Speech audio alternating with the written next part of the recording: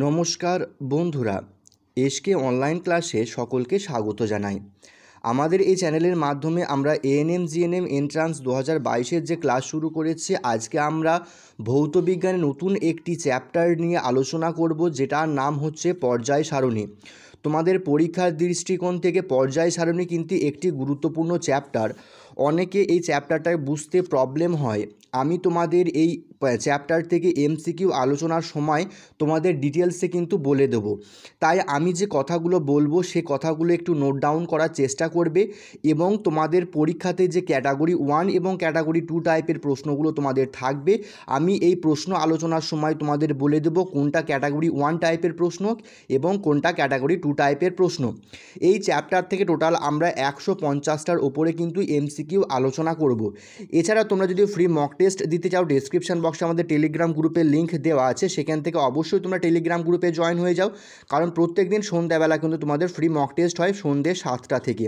ঠিক আছে, এটা 7:30 থেকে ছিল, টাইমটা চেঞ্জ করে এখন 7টা থেকে করা হয়েছে। যদি টেলিগ্রাম গ্রুপে জয়েন হতে কারো অসুবিধা হয় তাহলে অবশ্যই এই নাম্বারটাতে তোমরা হোয়াটসঅ্যাপ করবে, আমি তোমাদের টেলিগ্রাম গ্রুপে জয়েন করিয়ে দেবো। 9093645630 এই নাম্বারে তোমরা হোয়াটসঅ্যাপ করো, আমি তোমাদের টেলিগ্রাম গ্রুপে জয়েন করিয়ে দেবো। চলো শুরু করা যাক। দেখো, পর্যায় সারণী শুরু করার সময় তোমাদের কিছু কথা তোমাদের বলে নিতে হবে এই চ্যাপ্টার রিলেটেড, যে পর্যায় সারণী কেন পড়ব, পর্যায় সারণী কী জন্য আমাদের পড়তে হবে। দেখো, আমাদের মহাবিশ্বে বর্তমানে টোটাল 118টি মৌল রয়েছে। ঠিক আছে, এই 118টি মৌলের ধর্ম বিভিন্ন ধরনের হবে এবং তোমরা ভালো করে বলো যে যদি এই 118টির মৌলের বিভিন্ন ধর্ম আমরা যদি আলাদা করে মনে রাখতে চাই তাহলে সেটা কি সম্ভব? সেটা সম্ভব নয়। তাই বিজ্ঞানীরা বহুদিন আগে থেকেই এই যে মৌলগুলোকে নির্দিষ্ট সারিতে সাজানোর চেষ্টা শুরু করে। এই বিজ্ঞানীগুলোর মধ্যে তোমাদের পরীক্ষায় আসে ডোবেরিনার আসে, তারপরে নিউল্যান্ড আসে, মেন্ডেলিপ আসে। এই সমস্ত বিজ্ঞানীগুলোর অবদান কিন্তু উল্লেখযোগ্য। আমরা প্রত্যেকটা বিজ্ঞানীর কীর্তি কাহিনী কিন্তু আমরা এই চ্যাপ্টারের মাধ্যমে পড়ব এবং যখন পড়ব এমসিকিউ যখন আলোচনা করব তখন তাদের ডিটেলসটা কিন্তু আমি তোমাদের আলোচনা করব। মেনলি তোমাদের কিন্তু এমসিকিউ প্রশ্ন উত্তর এখানে আলোচনা করব। এবার দেখো, এই যে 118টি মৌল আছে, এই 118টি মৌল যে সাজানো হয়, যে বিভিন্ন বিজ্ঞানী বিভিন্নভাবে সাজিয়েছিলেন। প্রথমে একটা বিজ্ঞানী এসেছিলেন, বিজ্ঞানী ডোবেরিনার। ঠিক আছে, ডোবেরিনার একটা সারি সাজিয়েছিলেন, যে সারিটি তিনি নাম দিয়েছিলেন ডোবেরিনারের ত্রয়ী সূত্র। কি? ডোবেরিনারের ত্রয়ী সূত্র। তাহলে বিজ্ঞানী ডোবেরিনার কি সূত্র প্রবর্তন করেছিলেন? ত্রয়ী সূত্র। কত সালে প্রবর্তন করেছিলেন যদিও তোমাদের আসে না, তবুও মনে রেখে দাও, 1817 সালে কিন্তু এই ত্রয়ী সূত্র কিন্তু তিনি প্রকাশ করেছিলেন। তিনি কি বলেছিলেন? তিনি বলেছিলেন যে রাসায়নিকভাবে সাদৃশ্য প্রতি 3টি মৌলের শ্রেণীর মাঝের মৌলটির পারমাণবিক গুরুত্ব মোটামুটিভাবে অপর 2টি মৌলের পারমাণবিক গুরুত্বর গড় হবে। মানে তিনি এই যে ত্রয়ী সূত্র দিয়েছিলেন সেখান থেকে তোমাদের কিন্তু এই সারিটা মনে রাখতে হয়। একটা হচ্ছে লিথিয়াম, তার নিচে হয়ে যাবে সোডিয়াম, তার নিচে হয়ে যাবে পটাশিয়াম। তিনি বলেছিলেন লিথিয়াম এবং পটাশিয়াম এর যে পারমাণবিক গুরুত্ব, এর পারমাণবিক গুরুত্বের গড় হবে সোডিয়ামের পারমাণবিক গুরুত্ব। দেখো, আমরা যদি লিথিয়ামের পারমাণবিক গুরুত্ব লিখি সেটা হয়ে যাবে 7 এবং পটাশিয়ামের পারমাণবিক গুরুত্ব হচ্ছে 39। এই দুটোকে যোগ করে যদি আমি গড় করি তাহলে গড় কত হচ্ছে আমার 23। এই 23 হয়ে যাবে কিন্তু আমার এই সোডিয়ামের পারমাণবিক গুরুত্ব। এই বিজ্ঞানী ডোবেরিনার কিন্তু এই ত্রয়ী সূত্র প্রকাশ করেছিলেন। দুটো সারি তোমাদের মনে রাখতে হয়, একটা সারি হচ্ছে লিথিয়াম সোডিয়াম পটাশিয়াম। ঠিক আছে, লিথিয়াম সোডিয়াম পটাশিয়াম। অন্য একটি তিনি সারি দিয়েছিলেন আরও একটি, যেটা হচ্ছে ক্যালসিয়াম SR আর হচ্ছে BA।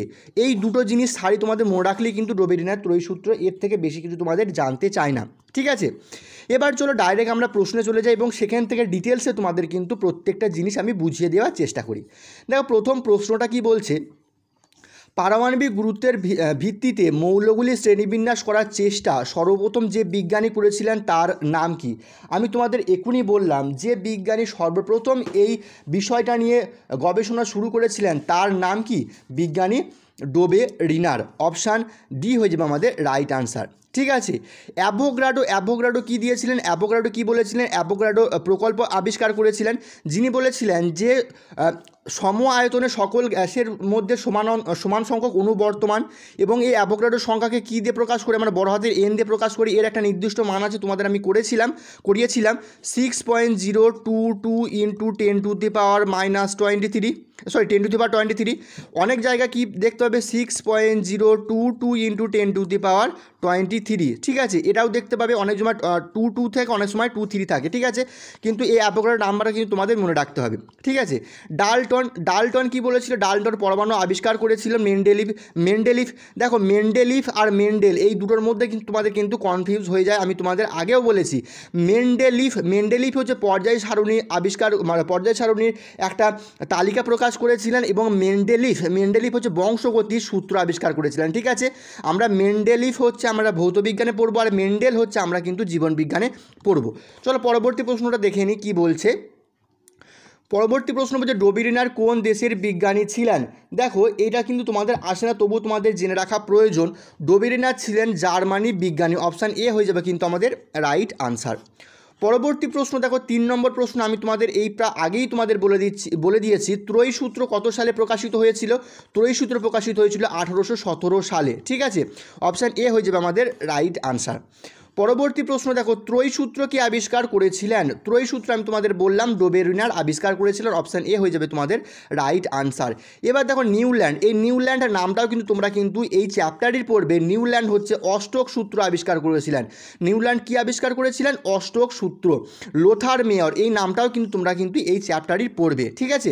তাহলে এখান থেকে কি বললাম, ত্রয়ী সূত্র আবিষ্কার করেছিলেন ডোবেরিনার, এবং নিউল্যান্ড হচ্ছে অষ্টক সূত্র আবিষ্কার করেছিলেন। পরবর্তী প্রশ্ন দেখো কি বলছে, নিচের মৌলগুলির মধ্যে কোন 3টি মৌল ত্রয়ী সূত্র মেনে চলে না। ঠিক আছে, ভালো করে দেখবে, মেনে চলে না। দেখো ত্রয়ী সূত্রের সারিটা কিন্তু আমি তোমাদের আরেকবার বলে দিচ্ছি। একটা হচ্ছে লিথিয়াম, এর নিচে হবে সোডিয়াম, তার নিচে হবে পটাশিয়াম, একটা সারি গেল। 2 নম্বর সারি হচ্ছে CaSr আর হচ্ছে Ba, 2 নম্বর সারি। 3 নম্বর সারি আছে SE এবং হচ্ছে TE, এবং 4 নম্বর সারি হচ্ছে ক্লোরিন, তার Br ব্রোমিন, আর একটা হচ্ছে আয়োডিন, ঠিক আছে। এই ডোবেরিনার কী করেছিলেন, টোটাল এই 4টে সারি কিন্তু তোমাদের দিয়েছিলেন। এই 4টে সারি কিন্তু তোমাদের মনে রাখতে হবে। দেখো এই 4টে সারির বাইরে যে সারিটা এখানে অপশানে আছে সেটাই আমাদের রাইট অ্যান্সার হয়ে যাবে। দেখো SACTE এটা কিন্তু ডোবেরিনার দিয়েছিলেন। কারণ দেখো আমাদের এখানে প্রশ্নটা বলেছে নিচের মৌলগুলির মধ্যে কোন 3টি মৌল ত্রয়ী সূত্র মেনে চলে না, ঠিক আছে। এটা কিন্তু তোমাদের মনে রাখতে হবে। তাহলে এটা মেনে চলে। FClBr কি আছে আমাদের আদেও? এখানে কি আছে FClBr? না। ফ্লোরিন, ক্লোরিন, ব্রোমিন তো নেই। আমাদের যে পটাশিয়াম, অ্যাস্টেনিয়াম, Sb আছে, এটাও কিন্তু ডোবেরিনার দিয়েছিলেন। এবং CaSrBa দেখো এটাও কিন্তু ডোবেরিনার দিয়েছিলেন। তা ডোবেরিনার দিইনি কোনটি, ফ্লোরিন, ক্লোরিন, ব্রোমিন, এটা কিন্তু ডোবেরিনার দেয়নি। তাহলে রাইট অ্যান্সার হয়ে যাবে কিন্তু অপশান বি আমাদের রাইট আনসার, ফ্লোরিন, ক্লোরিন এবং ব্রোমিন। পরবর্তী প্রশ্ন দেখো 6 নম্বর প্রশ্নটাতে কি বলছে, নিচের মৌলগুলির মধ্যে কোনটি ত্রয়ী সূত্র মেনে চলে। দেখো মেনে চলে তোমাদের এক্ষুনি তোমাদের বললাম লিথিয়াম, সোডিয়াম, পটাশিয়াম, এটা মেনে চলে। অপশান বি হয়ে যাবে কিন্তু আমাদের রাইট আনসার। পরবর্তী প্রশ্ন দেখো, এই যে লাস্টে দুটো যে প্রশ্নগুলো করালাম এই ধরনের প্রশ্ন কিন্তু তোমাদের ক্যাটাগরি 2 টাইপের প্রশ্ন আসবে। কারণ একটুখানি মাথা খাটিয়ে যে সমস্ত প্রশ্নগুলো হবে সেগুলো কিন্তু ক্যাটাগরি 2 টাইপের প্রশ্ন। এছাড়া তোমরা চিন্তা করো না, এই পর্যায় সারণীর উপর স্পেশাল একটি ক্যাটাগরি 2 টাইপের প্রশ্ন উত্তরের ক্লাস কিন্তু আমি তোমাদের নিয়ে আসবো। পরবর্তী 7 নম্বর প্রশ্নটা কি বলছে, পারমাণবিক ওজনের টলুরিন কুণ্ডলী নিচের কোন বিজ্ঞানী প্রকাশ করেছিলেন। এটা তোমরা মনে রাখবে যে টলুরিনের কুণ্ডলী এটা প্রকাশ করেছিলেন শাকুতোয়া। অপশান ডি হয়ে যাবে কিন্তু আমাদের রাইট আনসার, ঠিক আছে। পরবর্তী প্রশ্ন দেখো, শাকুতোয়া একজন প্যারিস অধ্যাপক ছিলেন, তিনি কোন বিষয়ে অধ্যাপনা করেছিলেন। তিনি অধ্যাপক ছিলেন ভূবিদ্যার ওপর, ঠিক আছে। ভূবিদ্যা তোমাদের রাইট আনসার হয়ে যাবে, অপশান বি হয়ে যাবে আমাদের রাইট আনসার। পরবর্তী প্রশ্ন দেখো 9 নম্বর প্রশ্ন দেখো, অষ্টক সূত্র অবতারণা কোন বিজ্ঞানী করেছিলেন। তোমাদের আমি আগেই বললাম যে অষ্টক সূত্র এটা প্রবর্তন করেছিলেন কিন্তু বিজ্ঞানী নিউল্যান্ড হচ্ছে অষ্টক সূত্র প্রবর্তন করেছিলেন। এবার তোমাদের এই নিউল্যান্ডের অষ্টক সূত্র সম্বন্ধে 2-1টা কথা বলে দিই, যেটা তোমাদের পরবর্তী প্রশ্নতে গিয়ে তোমাদের লাগবে। নিউল্যান্ড কি বলেছিল নিউল্যান্ড বলেছিল যে দেখো আমাদের যে সপ্ত সুর রয়েছে, অর্থাৎ সারেগামা পাধা নিশা যে সপ্ত সুর রয়েছে, এই নিউল্যান্ড বলেছিলেন যে কোনো একটি মৌল থেকে শুরু করে প্রতি অষ্টম মৌলটি ধর্মগতভাবে প্রথম মৌলের অনুরূপ হবে। মানে যে 8টি সুর আছে, এই 8টি সুরের ওপর ভিত্তি করে তিনি বলেছিলেন যে প্রথম একটি মৌল থেকে শুরু করে প্রত্যেক অষ্টম মৌলটি, মানে সাপোজ ধরে 1 নম্বর, 2 নম্বর, 3 নম্বর, 4 নম্বর, 5 নম্বর, 6 নম্বর, 7 নম্বর এবং 8 নম্বর এরা মৌল আছে, বলছে প্রথম মৌল থেকে শুরু করে প্রত্যেক অষ্টম মৌলটি প্রথম মৌলের অনুরূপ হবে। মানে কি বলছে, 7টা মৌলকে তো আমি ওখানে এইভাবে বসালাম, এবং যে 8 নম্বর যে মৌলটা হবে সেটা বসবে 1-এর নিচে, অর্থাৎ 1 নম্বর এবং 8 নম্বরের সঙ্গে মিল থাকবে। 8-এর পর কি আসবে, 9 আসবে, 2-এর সঙ্গে 9-এর মিল আসবে, 2-এর সঙ্গে 9-এর মিল হবে, 9-এর পর কি হবে 10, 10-এর সঙ্গে কার মিল হবে, 3-এর মিল হবে। তিনি বলেছিলেন এইটাই যে কোনো একটি মৌল থেকে শুরু করে প্রতি অষ্টম মৌলটি ধর্মগতভাবে প্রথম মৌলের অনুরূপ হবে।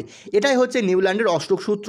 দেখো নিউল্যান্ডের অষ্টক সূত্র তোমাদের জানতে চাইবে না যে নিউল্যান্ডের অষ্টক সূত্রটা কি, কিন্তু তোমাদের এখান থেকে প্রশ্ন আসতে পারে যে এই যে অষ্টক সূত্রটা সেটি কে প্রবর্তন করেছিলেন, সেটি প্রবর্তন করেছিলেন নিউল্যান্ড। ঠিক আছে, অপশান এ হয়ে যাবে আমাদের রাইট আনসার।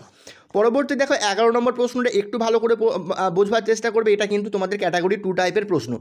কি বলেছে দেখো, নিউল্যান্ডের অষ্টক সূত্রটি 1866 সালে বিখ্যাত লন্ডনের কেমিস্ট সোসাইটি পত্রিকা দ্বারা প্রত্যাখ্যান করা হয়েছিল। কারণ কি? কারণ দেখো এই নিউল্যান্ড যে অষ্টক সূত্রটা আবিষ্কার করেছিল সেটা কি কেমিক্যাল সোসাইটি পত্রিকা দ্বারা প্রত্যাখ্যান করা হয়েছিল। মানে কোনো বিজ্ঞানী যখন কোনো কিছু একটা আবিষ্কার করবে তখন তাদের সেই সময়কার হচ্ছে যে এই পত্রিকা দ্বারা কিন্তু যদি প্রকাশ করা হয় তাহলেই সেটাকে গ্র্যান্টেড বলে মেনে নেওয়া হবে। এখানে কি করেছিল, এই যে নিউল্যান্ড যে অষ্টক সূত্রটি আবিষ্কার করে সেটাকে প্রত্যাখ্যান করা হয়েছিল, মানে সেই পত্রিকায় প্রকাশ করা হয়নি। সেটার কারণ কি? দেখো এই সূত্রটি অবাস্তব, না এটা আমাদের হবে না। এই সূত্রটি তিনি অন্য কোথা থেকে নকল করেছিলেন না, এরকম তো কোনো কথাই নেই। তিনি কি করেছিলেন, এই সূত্রটি অবতারণা করার সময় তিনি গানের 8টি সুরের সঙ্গে তুলনা করেছিলেন। এইটা হয়ে যাবে আমাদের রাইট আনসার। কারণ কি, কোনো একটা কল্পনার সঙ্গে কিন্তু কোনো জিনিস বাস্তবে যতক্ষণ না পরীক্ষা এবং পর্যবেক্ষণ দ্বারা প্রমাণ করা হবে ততক্ষণ কিন্তু এটা গ্রহণযোগ্য হবে না। কারণ তিনি কি করেছিলেন, তিনি যে আমাদের গানের যে 8টি মৌলিক সুর আছে তার সঙ্গে তিনি এটাকে তুলনা করেছিলেন, কিন্তু তিনি যখন প্রমাণ করতে গিয়েছিলেন কিছু মৌল অর্থাৎ হচ্ছে ক্যালসিয়াম পর্যন্ত তিনি এটি প্রমাণ করতে পারেন, তারপরে কিন্তু এটি আর প্রমাণ করা যায় না। ঠিক আছে, সুতরাং এই জন্য কিন্তু তার এই যে তথ্যটা সেটা কিন্তু প্রত্যাখ্যান করা হয়েছিল। পরবর্তী প্রশ্নটা কি আছে, পরবর্তী প্রশ্ন হচ্ছে 1882 খ্রিস্টাব্দে পর্যায় সারণী আবিষ্কারের জন্য নিচের কোন বিজ্ঞানী বা বিজ্ঞানীদের Royal Society of Davy Medal দিয়ে সম্মানিত করা হয়েছিল? এটা কিন্তু খুব ভেরি ইম্পর্টেন্ট প্রশ্ন। কি বলেছে, 1882 খ্রিস্টাব্দে পর্যায় সারণী আবিষ্কারের জন্য নিচের কোন বিজ্ঞানী বা বিজ্ঞানীদের রয়্যাল সোসাইটি ডেভি থেকে মেডেলে সম্মানিত করা হয়েছিল? তোমাদের এটা রাইট অ্যান্সার হয়ে যাবে কিন্তু বিজ্ঞানী মেন্ডেলিভ ও লোথার মেয়র। অপশান ডি হয়ে যাবে আমাদের রাইট অ্যান্সার। মেন্ডেলিভ এবং লোথার মেয়রকে এই তোমার রয়্যাল সোসাইটি অফ ডেভি মেডেলে সম্মানিত করা হয়েছিল পর্যায় সারণী আবিষ্কারের জন্য। কবে করা হয়েছিল? 1882 সালে বা 82 খ্রিস্টাব্দে। পরবর্তী প্রশ্ন দেখো 13 নম্বর প্রশ্নটা কি বলছে, দীর্ঘতম পর্যায় মৌলের সংখ্যা কত? দেখো তোমাদের এখানে কিন্তু কিছু জিনিস ছোট করে বলে দিই। প্রথমে তোমাদের একটা আছে ক্ষুদ্র পর্যায়, ঠিক আছে, বা সবচেয়ে ছোট পর্যায়। তোমাদের মনে রাখতে হবে ছোট পর্যায় হচ্ছে দুটো মৌল থাকে, একটা হচ্ছে হাইড্রোজেন, একটা হচ্ছে হিলিয়াম। তাহলে সবচেয়ে ক্ষুদ্র পর্যায়ে কতগুলো মৌল থাকবে? দুটো, ঠিক আছে। এবং সবচেয়ে দীর্ঘ পর্যায়ে মৌলের সংখ্যা তোমরা জেনে নাও 32টি। অপশান ডি হয়ে যাবে কিন্তু আমাদের রাইট আনসার। তোমাদের এখানে দুটো জানতে চাও, সবচেয়ে ক্ষুদ্র এবং সবচেয়ে দীর্ঘ। সবচেয়ে ক্ষুদ্র হচ্ছে দুটো মৌল থাকবে এবং সবচেয়ে দীর্ঘ পর্যায় হচ্ছে 32টা মৌল থাকবে, ঠিক আছে। দেখো পরবর্তী প্রশ্ন থেকে 14 নম্বর প্রশ্ন কি বলছে, লোথার মেয়র মৌলের পারমাণবিক গুরুত্বর সঙ্গে মৌলের কোন ধর্মে পুনরাবৃত্ত কথা বলেছিলেন? দেখো লোথার মেয়র একটি কথা বলেছিলেন, তিনি কি বলেছিলেন, তিনি দেখো কি বলেছিলেন, মৌলের পারমাণবিক গুরুত্বর সঙ্গে আরেকটি কথা বলেছিলেন। এই পারমাণবিক গুরুত্বর সঙ্গে পর্যায়ক্রমে পুনরাবৃত্ত হয়, এটা কিন্তু মেন্ডেলিভ বলেছিলেন। কিন্তু তিনি তার মতবাদের সঙ্গে আরেকটি কথা যোগ করে দিয়েছিলেন, সেটা কি? সেটা হয়ে যাবে ভৌত ধর্মের। অপশান এ হয়ে যাবে আমাদের রাইট আনসার। ঠিক আছে, পরবর্তী প্রশ্ন চলো দেখে নিই কী আছে। 15 নম্বর প্রশ্ন কি বলছে দেখো, মেন্ডেলিফের আদি পর্যায় সারণীতে মোট কতগুলি মৌল ছিল? এটা কিন্তু তোমাদের খুব আসে পরীক্ষায়। তোমাদের রাইট অ্যান্সার হয়ে যাবে 63টি। অর্থাৎ এই মেন্ডেলিভ যখন পর্যায় সূত্রটি আবিষ্কার করেছিলেন তখন মোট আবিষ্কৃত মৌলের সংখ্যা ছিল 63টি। বর্তমানে কতগুলি? বর্তমানে হচ্ছে 118টি। ঠিক আছে, এই দুটোই তোমাদের মনে রাখতে হবে। একটা হচ্ছে মেন্ডেলিভ যখন পর্যায় সারণী আবিষ্কার করেছিল তখন কতগুলি মৌল ছিল? তখন ছিল 63টি, এবং বর্তমানে মোট মৌলের সংখ্যা হচ্ছে 118টি। চলো পরবর্তী প্রশ্ন দেখে এটি কী বলছে। 16 নম্বর প্রশ্ন বলছে, নিচের কোন বিজ্ঞানীর সাথে পর্যায় সূত্র সম্পর্কিত আছে? দেখো, নিচের কোন পর্যায় সূত্রের সম্পর্ক আছে কিন্তু লোথার মেয়রের সঙ্গে? অপশান ডি হয়ে যাবে আমাদের রাইট আনসার। ঠিক আছে, চলো পরবর্তী প্রশ্ন দেখে নিই। 17 নম্বর প্রশ্ন কি বলছে, পর্যায় সূত্রটি নিচের কোন বিজ্ঞানী নথিভুক্ত করেন? পর্যায় সূত্র, দেখো এই সূত্র কথাটা কিন্তু তোমাদের খুব ইম্পর্টেন্ট, কারণ দেখো আগের প্রশ্ন তোমাদের আমি একটা করালাম পর্যায় সূত্র, যখন পর্যায় সূত্র কথাটা হবে কিন্তু তখন কিন্তু চলে আসবে লোথার মেয়র, আর যখন পর্যায় সারণী কথাটা আসবে তখন কিন্তু হয়ে যাবে তখন মেন্ডেলিভ। ঠিক আছে, এই দুটো জিনিস কিন্তু মনে রাখবে। পর্যায় সূত্র হলেই কিন্তু তখন কিন্তু আমাদের লোথার মেয়র চলে আসবে। এবার দেখো এখানে কি বলছে, পর্যায় সূত্র নিচের কোন বিজ্ঞানী নথিভুক্ত করেছিলেন? এবার দেখো এই নিয়েও কিন্তু তোমাদের মতভেদ রয়েছে। এটি নথিভুক্ত করেছিলেন কিন্তু মেন্ডেলিভ, আর প্রমাণ করেছিলেন কিন্তু লোথার মেয়র। এই দুটো জিনিস কিন্তু তোমাদের মনে রাখতে হবে। পর্যায় সূত্রটি নথিভুক্ত করেছিলেন কিন্তু মেন্ডেলিভ, আর এটা প্রমাণ করেছিলেন কিন্তু লোথার মেয়র। ঠিক আছে, পরবর্তী 18 নম্বর প্রশ্নটা কি আছে দেখো, মেন্ডেলিভের আদি পর্যায় সারণীতে নিচের কোন মৌলটির অস্তিত্ব ছিল না? দেখো, মেন্ডেলিভের আদি পর্যায় সারণীতে নিচের কোন মৌলটি অস্তিত্ব ছিল না? আমাদের রাইট অ্যান্সার হয়ে যাবে নিষ্ক্রিয় গ্যাস। নিষ্ক্রিয় গ্যাস হয়ে যাবে আমাদের রাইট আনসার, কারণ তিনি তখন নিষ্ক্রিয় গ্যাসের জন্য নতুন সারি কিন্তু তিনি আবিষ্কার করতে পারেননি। নিষ্ক্রিয় গ্যাস কী আছে? নিষ্ক্রিয় হিলিয়াম আছে, রেডন আছে, জেরন আছে, ক্রিপ্টন আছে, এগুলো হয়ে যাবে সব কিন্তু আমাদের নিষ্ক্রিয় গ্যাস। এবার নিষ্ক্রিয় গ্যাস বলার কারণ কি? একটা জিনিস তোমরা মনে রেখে দেবে নিষ্ক্রিয় গ্যাস সম্বন্ধে, নিষ্ক্রিয় গ্যাস হচ্ছে কারোর সঙ্গে কোনো বন্ধনে আবদ্ধ হয় না, অর্থাৎ হচ্ছে কারোর সঙ্গে কোনো বিক্রিয়ায় অংশগ্রহণ করবে না। কারণ হচ্ছে নিষ্ক্রিয় গ্যাসের সর্ববহিস্থ কক্ষে ইলেকট্রন সংখ্যা পরিপূর্ণ থাকে। ঠিক আছে, এটা তোমাদের মনে রাখতে হবে। চলো পরবর্তী প্রশ্নটা দেখে নিই। পরবর্তী প্রশ্নটা কী আছে? পরবর্তী প্রশ্ন বলেছে, মেন্ডেলিভের আধুনিক পর্যায় সারণীর কোন শ্রেণীতে মেন্ডেলিভের আধুনিক পর্যায় সারণীর কোন শ্রেণীর কোনো উপশ্রেণী নেই? ঠিক আছে, কোন শ্রেণীর কোনো উপশ্রেণী নেই? তোমাদের মনে রাখতে হবে 8 নম্বর শ্রেণীর কোনো উপশ্রেণী ছিল না মেন্ডেলিভের পর্যায় সারণীতে। অপশান ডি হয়ে যাবে আমাদের রাইট আনসার, 8 নম্বর শ্রেণী। পরবর্তী প্রশ্নটা কী বলছে?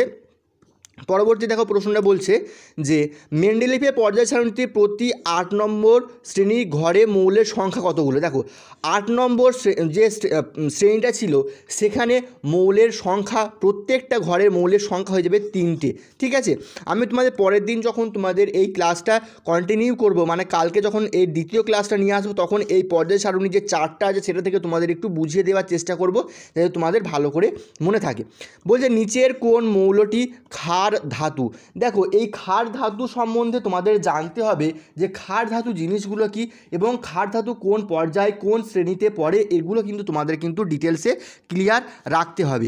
দেখো নিচের কোন মৌলটি ক্ষার ধাতু? আমাদের রাইট অ্যান্সার হয়ে যাবে কিন্তু আমাদের সোডিয়াম, Na হয়ে যাবে আমাদের রাইট আনসার। ঠিক আছে, সোডিয়াম হয়ে যাবে কিন্তু আমাদের রাইট আনসার। সোডিয়াম হচ্ছে ক্ষার ধাতুর মধ্যে পড়ে। পরবর্তী প্রশ্ন দেখো 22 নম্বর প্রশ্নটা কি বলছে, নিচের কোন মৌলটি চ্যালকোজেন মৌল? ঠিক আছে, বলছে নিচের কোন মৌলটি চ্যালকোজেন মৌল? আমাদের রাইট অ্যান্সার হয়ে যাবে এসই হয়ে যাবে আমাদের রাইট আনসার। অপশান এ হয়ে যাবে আমাদের রাইট আনসার। ঠিক আছে, এই ছিল আজকের ক্লাস। কালকে তোমাদের এই চারটা নিয়ে আমি ডিটেলসে আলোচনা করে দেবো এবং আরও যে সমস্ত প্রশ্নগুলো আছে সেগুলো নিয়ে তোমাদের আলোচনা করব। এই ভিডিওটা যদি ভালো লেগে থাকে অবশ্যই বন্ধুদের মধ্যে শেয়ার করো এবং অবশ্যই একটি লাইক করো। ধন্যবাদ ভিডিওটি এতক্ষণ দেখবার জন্য।